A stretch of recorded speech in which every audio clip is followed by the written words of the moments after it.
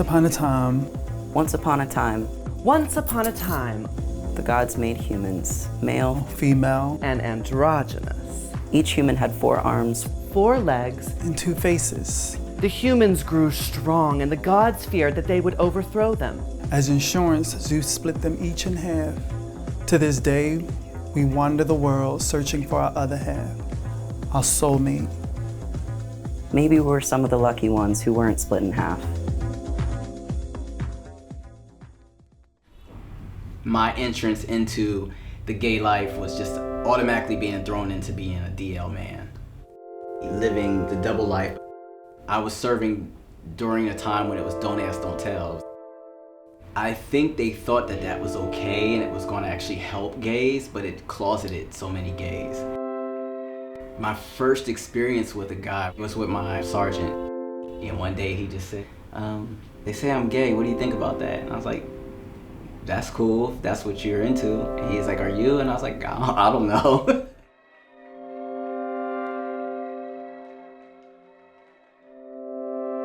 I know what it's like to live the life of a black man. I came out at the age of 18. Before I was a hot queen, I was an amazing king. And I say that because when I transitioned at 37 years old. My daughter and our relationship suffered. I called her and I told her, I understand how you feel about this. I understand that you're not in agreement with it, but I have to do this for me. I told her, I said, I love you, but I love me more. And I refuse to no longer be unhappy.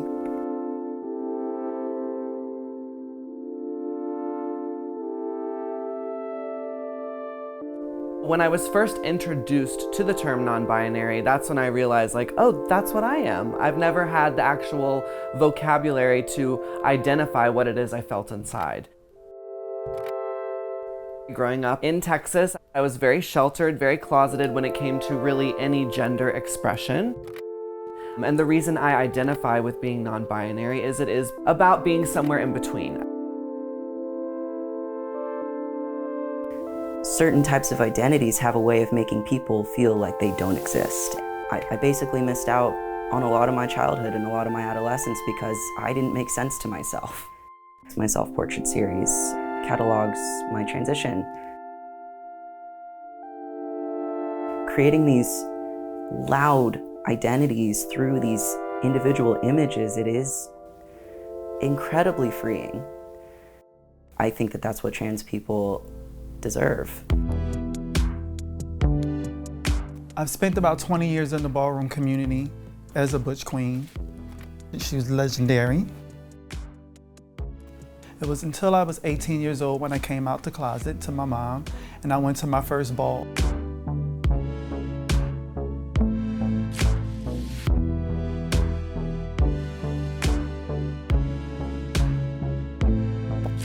That was the first time that I had actually seen a transgender woman.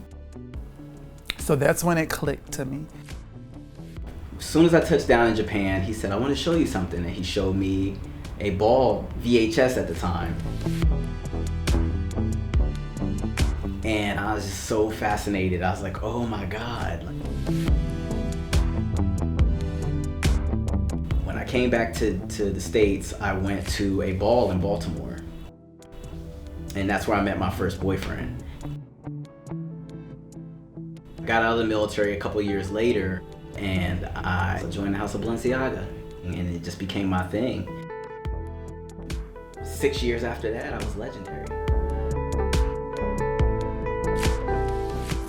For me, dance has always been what leads me in my direction. I've been able to transfer that into Vogue and ball culture within the dance realm.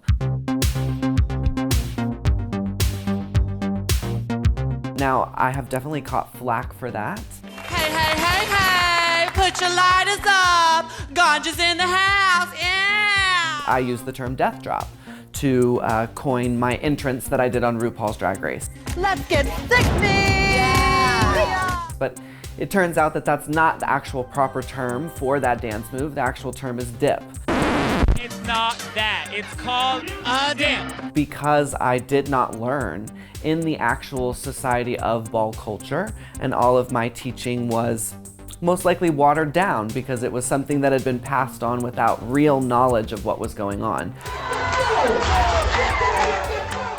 I try to, as much as I can, learn from these individuals, learn from the mouths of the people you want to be assimilating, and spread that knowledge to others. I think that Pose, Legendary, and all these shows, they're great, but I'm a ballroom purist.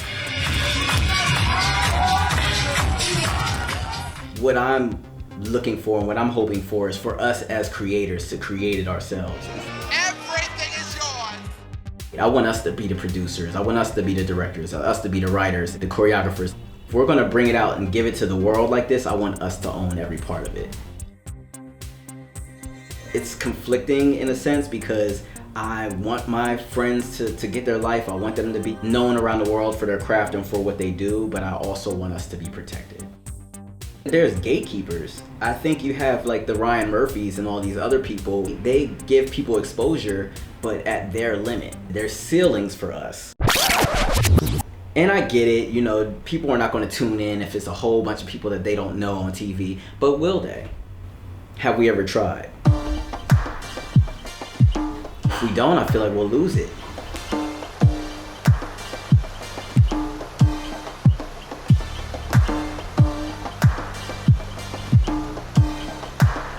I think that it's very important that we honor the people that have come before us, that have allowed us the space to be and to live our lives.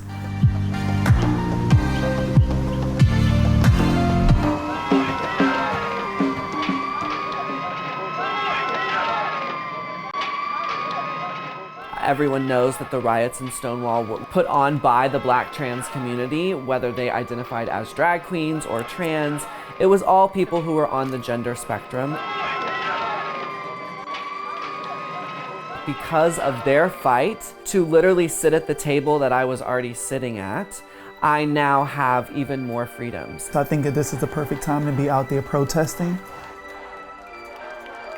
continuously fighting for our rights, continuously fighting the good fight, continuously taking the baton that they have passed on to us and really making change in the world.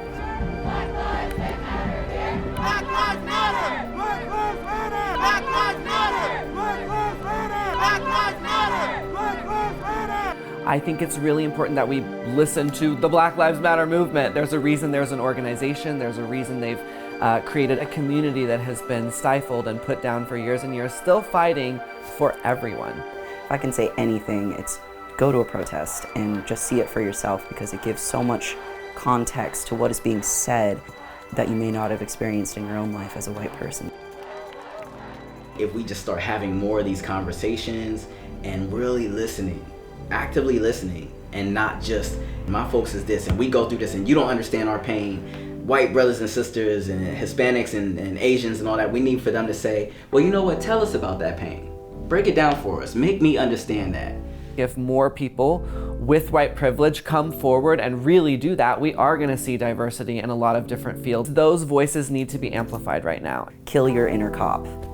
There is an inner policeman in here telling me to obey shit. Now is the time for us to all come together. We need you so that we can all change the world.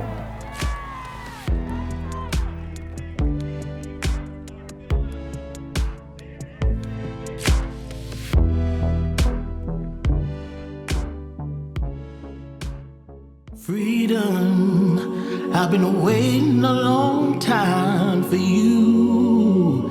My grandma and grandfather too. Pay the price so I could make it through. But was it all for nothing?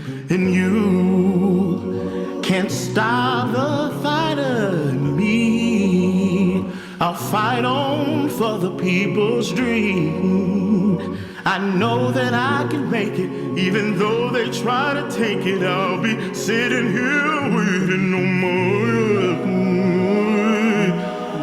waiting on my freedom. When the guns flare, I'll be sitting here waiting. When they put us in jail, I'll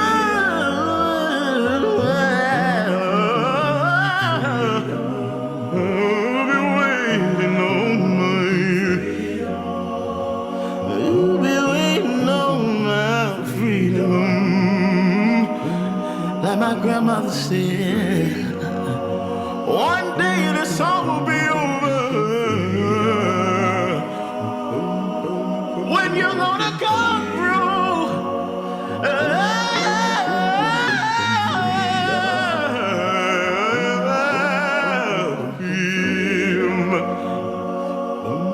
when my back's against the wall, freedom. When my fist held tall, freedom. Freedom, I've been waiting a long time for you. My grandma and grandfather too. Pay the price so I could make it through. But was it all for nothing? And you can't stop the fighter in me. I'll fight on for the people's dream. I know that I can make it, even though they try to take it. I'll be sitting here waiting on waiting on my freedom. When the guns flare, I'll be sitting here waiting. When they put us in jail,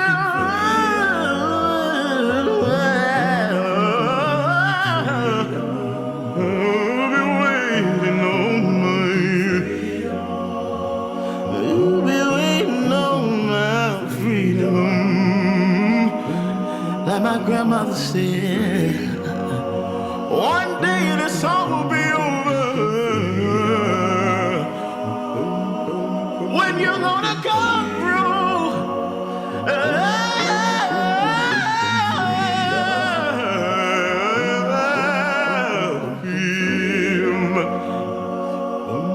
when my back's against the wall, freedom.